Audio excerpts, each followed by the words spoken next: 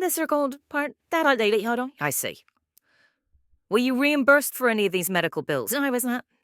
You had one for $685 and one for $453 and one for $233. You have lost wages of approximately $2,800 from the 2 jobs that you had.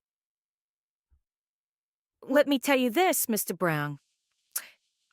Your answer seems to suggest, and I'm looking at the photographs now, your answer seems to suggest that you believe that you're only responsible for her actual out-of-pocket expenses, which in and of themselves come very close to the legal limit for this court, which is $5,000.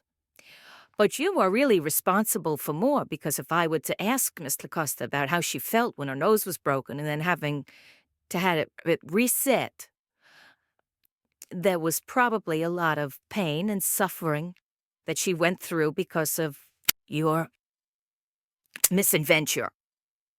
Really, your negligence. You seem anxious to say something. Who are you? I'm his wife, Telly Brown. Come on up here. You think you have something important I owe me? I don't understand why she went through so much pain and suffering if she went out to eat about, once or twice during the times that she had her nose broken. She came into Red Lobster. I came in there to daddy, and yes, I had a few meals, so sculpturally she's okay, but could work, she's not okay. Do you have children? No. Let me ask you this question. Somebody comes up to you behind you when you're walking down the street and knocks you down, fractures your cheekbone. You're able to go to work because you work with your mind, you work with your hand, you can go to work.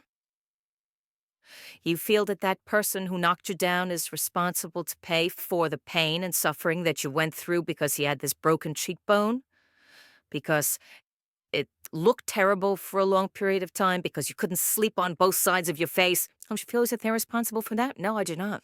I don't believe you. I think accidents happen every single day. This is not an accident. It is an accident. No, Adam, it's not an accident. An accident happens if he, by accident, pushes by her and she loses her balance and trips. That's an accident, okay? Putting your hand under her dress or in her legs to flip her over because you've had a little bit too much to drink, what happens from that is not an accident. Certainly he didn't intend for her to hurt herself.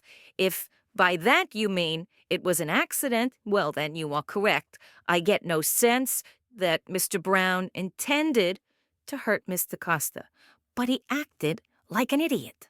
He had a little too much to drink, and he shouldn't have done that to another adult. You don't do that to another adult. Take them by surprise, stick your hand up their dress in an attempt to flip them over, and then say, I didn't mean to cause the damage that I did. That's not an accident. What he did was he did it.